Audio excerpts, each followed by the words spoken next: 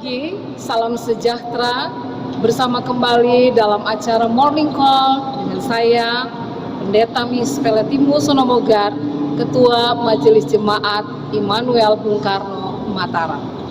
Bapak Ibu Saudara yang kekasih dalam Tuhan, kita kembali akan membaca dan merenungkan firman Tuhan saat ini sebelum kita melakukan berbagai kegiatan kita.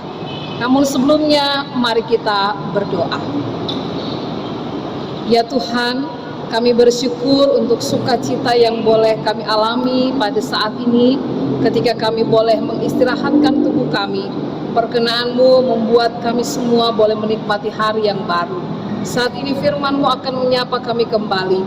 Kami memohon urapi kami dengan Roh Kudus-Mu agar kami dapat mengerti dan memaknai pemberitaan firman Tuhan dan bisa melakukannya dalam kehidupan beriman kami dalam tuntunan Roh Kudus-Mu. Di dalam nama Tuhan kami Yesus Kristus kami berdoa. Amin. Bapak Ibu Saudara yang kekasih di dalam Tuhan, pembacaan Alkitab kita pada saat ini terambil dari kitab Injil Yohanes pasalnya yang kelima ayat 9b hingga ayat 11 yang menyatakan, tetapi hari itu hari Sabat. Karena itu orang-orang Yahudi berkata kepada orang yang baru sembuh itu, hari ini hari Sabat dan tidak boleh engkau memikul tilam. Akan tetapi ia menjawab mereka, orang yang telah menyembuhkan aku, dia yang mengatakan kepadaku, angkatlah tilammu dan berjalan. Demikianlah pembacaan Alkitab pada saat ini. Bapak Ibu Saudara kekasih yang Tuhan Yesus kasihi, bacaan kita pada hari ini menjelaskan bagaimana orang lumpuh diperhadapkan dengan perintah Yesus, yaitu mengangkat tilamnya dan berjalan. Apa yang diperintahkan oleh Yesus ini merupakan sebuah pengujian terhadap keyakinannya, di mana ia menginginkan untuk memiliki kesembuhan. Setelah kurang lebih 38 tahun ia menjalani sakit, ia tidak bisa berjalan. Namun perintah Yesus ini sepertinya bertentangan dengan orang-orang Yahudi pada waktu itu yang mau mengatakan bahwa hari Sabat adalah hari di mana orang-orang tidak boleh melakukan sesuatu. Jelas apa yang dikatakan oleh Yesus seolah-olah ini bertentangan. Ketaatan orang itu, orang yang lumpuh ini, terhadap apa yang dikatakan oleh Yesus sebenarnya menjadi sebuah hal yang paling penting dalam hidupnya karena ia ingin menjadi sembuh.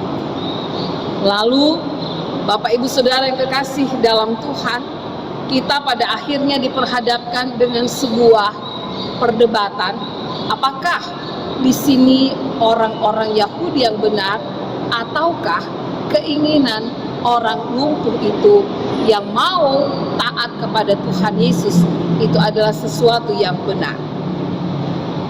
Kalau kita membaca apa yang Yesus ingin katakan tentang hari Sabat, Yesus sebenarnya ingin mengingatkan bahwa hukum Sabat itu semulanya mengandung nilai pembebasan dan kemanusiaan yang sangat mengagumkan.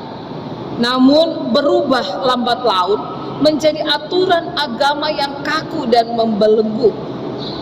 Hari Sabat yang seharusnya menjadi hari yang penuh sukacita dan penuh kegirangan bertukar menjadi hari yang muram karena terlalu banyak larangan dan aturan yang membuat orang tidak mampu lagi melihat manakah kehendak Allah atau bukan.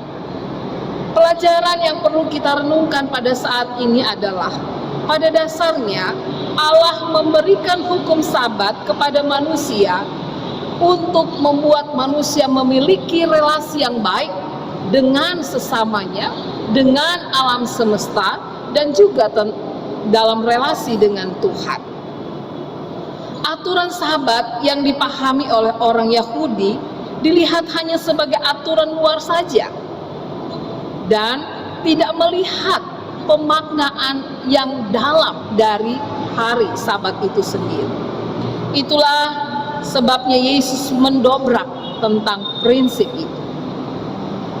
Harus dilihat bahwa prinsip hukum Sabat adalah untuk mensejahterakan manusia, melayani manusia, dan bukan sebaliknya.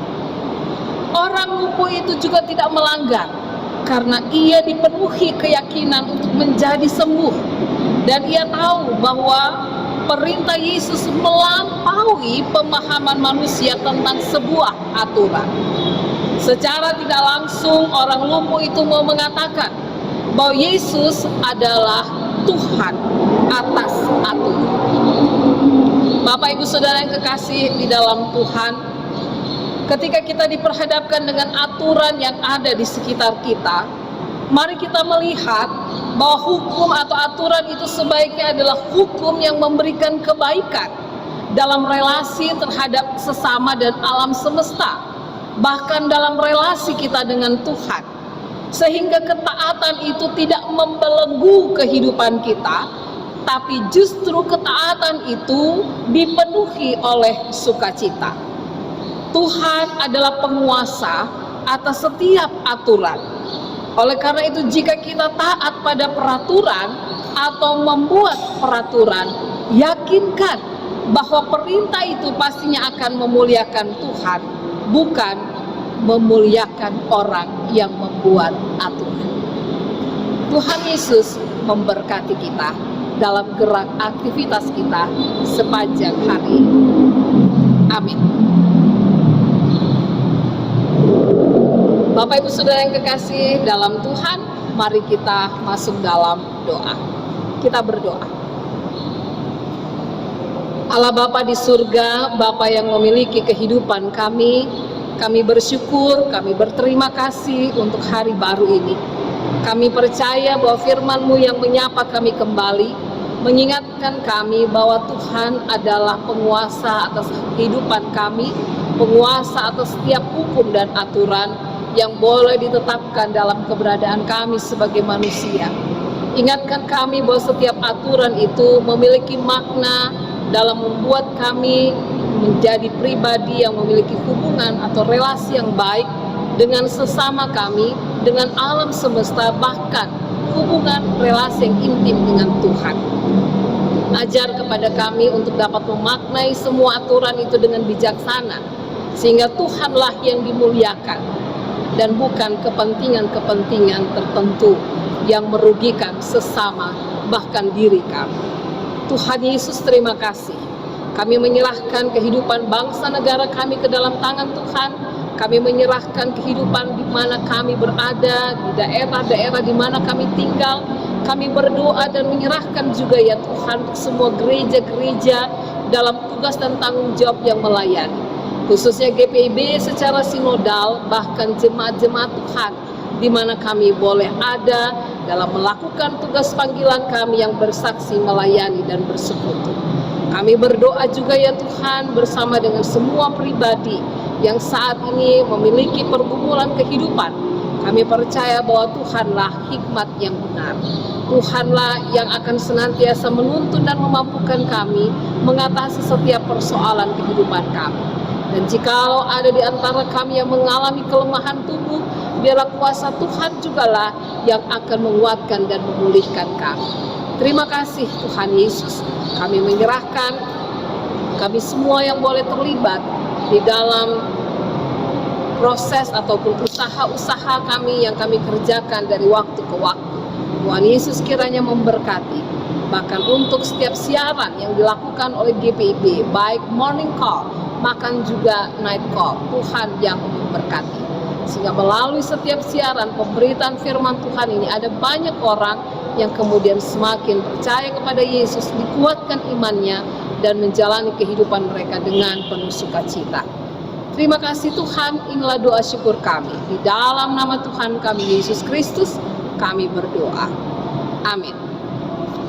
Bapak Ibu, demikianlah siaran morning call kita pada pagi hari ini. Selamat beraktivitas, Tuhan Yesus memberkati.